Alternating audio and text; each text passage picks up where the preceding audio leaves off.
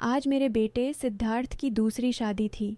पहली शादी की वो रात मैं कभी भूलना नहीं चाहती थी, क्योंकि वो रात मेरे पूरे परिवार की नींव हिला गई थी। लेकिन आज फिर से मंदिर के घंटे बज रहे थे।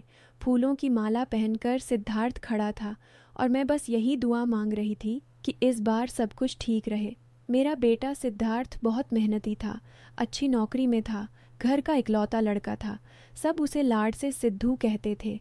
इसीलिए किसी को अजीब नहीं लग रहा था कि सिर्फ 1.5 साल के अंदर उसकी दूसरी शादी हो रही है।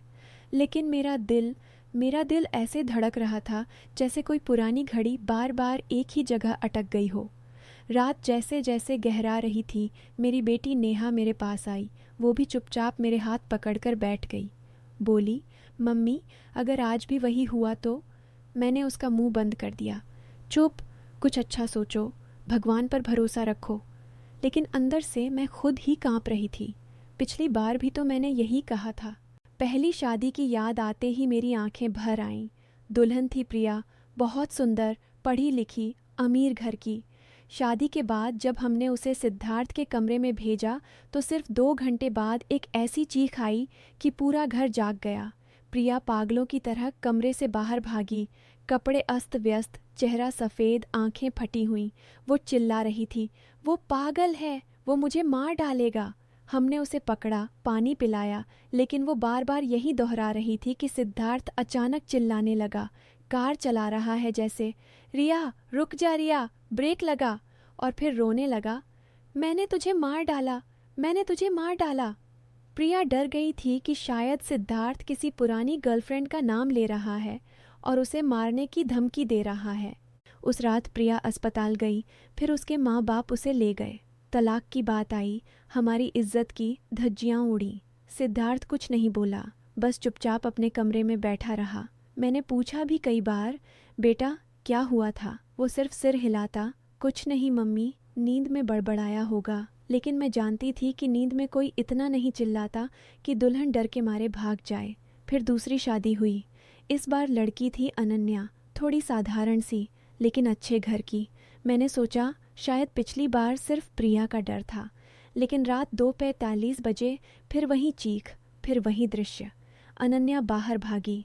वो मुझे जान से मारना चाहता है, वो किसी रिया को बुला रहा था। इस बार सिद्धार्थ खुद भी घबरा गया था।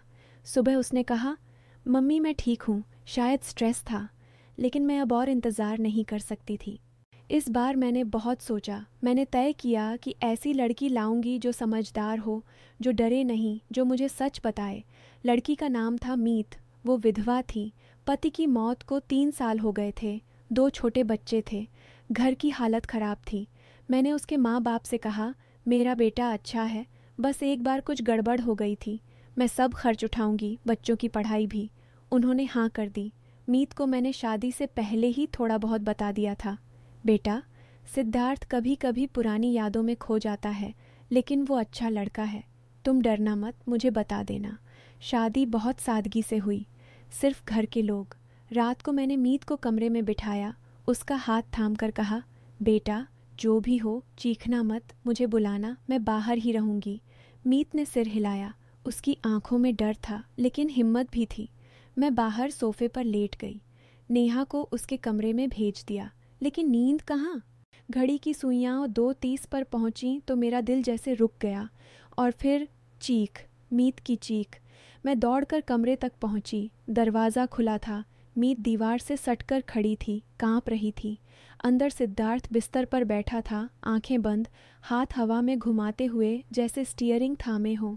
वो चिल्ला रहा था, रिया स्पीड कम कर, ब्रेक ब्रेक मार रिया, नहीं नहीं, मैंने तुझे मार डाला, खून, सब खून। फिर वो रोने लगा, बच्चे की तरह सुबक सुबक कर। मैं अंदर घुसी, सिद्धार्थ को पकड़ा। बेटा सिद्धू, मैं हूँ तेरी माँ। उसने आंखें खोली। एक पल को मुझे पहचाना, फिर से वही आवाज़, मम्मी मैंने रिया को मार डाला, मैंने। और वो बेहोश हो गया। उस रात हमने उसे अस्पताल ले गए। डॉक्टर ने कहा, ये पीटीएसडी है, पोस्ट ट्रॉमेटिक स्ट्रेस डिसऑर्डर, कोई पुराना ट्रॉमा ट्रिगर हो रहा है। मैंने पूछा, कौन सा ट्रॉमा?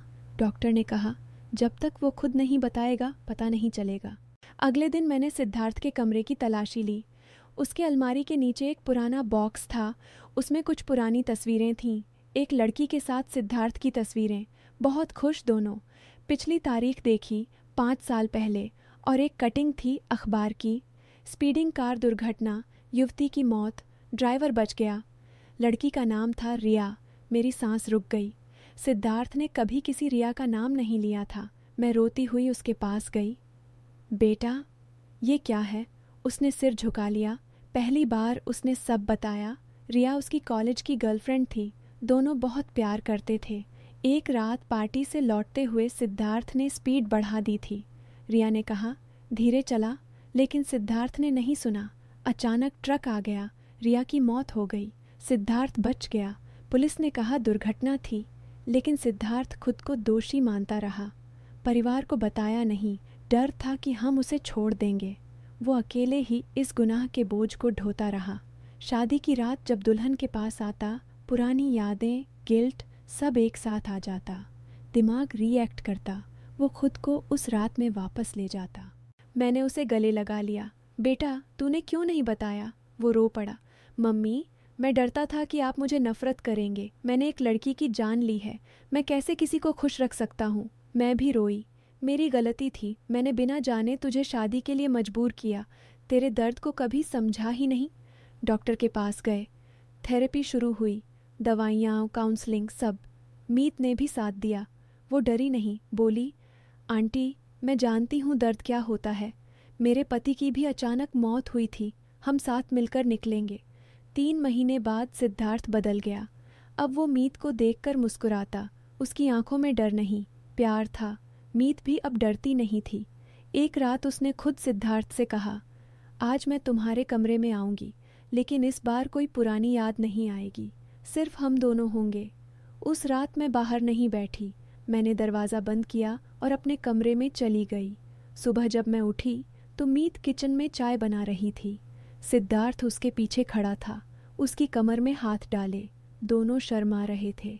मीत ने मुझे देखकर कहा, मम्मी जी, चाय पी लो। मैंने सिद्धार्थ को गले लगाया। बेटा, मुझे माफ़ कर दे। मैंने तेरे दर्द को कभी समझा ही नहीं। बस शादी शादी करती रही। सिद्धार्थ की आंखें नम थीं। नहीं मम्मी, मेरी गलती थी। मैंने सब छुपाया। रिया की याद को दबाया, खुद को सज़ा दी। अगर मैंने पहले बता दिया होता तो शायद 3 लड़कियों की ज़िंदगी नहीं बिगड़ती। मीत ने कहा, अब तो सब ठीक है, लेकिन मम्मी जी, एक बात याद रखना, दर्द छुपाने से वो और बड़ा हो जाता है। बाहर निकालो, मदद लो। आज हमारा घर फिर से हंस रहा है। सिद्धार्थ और मीत खुश हैं। नेहा भी खुश है। लेकिन मैं जानती हूँ कि हम तीनों ने गलती की थी।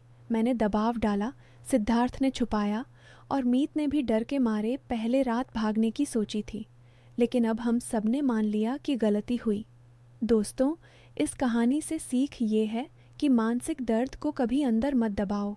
परिवार हो या दोस्त, खुलकर बताओ, मदद लो, वरना एक गलती पूरे परिवार की खुशियाँ छीन लेती है। सही समय पर डॉक्टर के पास जाना कोई कमज़ोरी नहीं, ये हिम्मत है। और हाँ, अपनी गलतियों पर पछतावा करो, माफ़ी मांगो, तभी जीवन फिर से सुंदर हो सकता है। नमस्ते।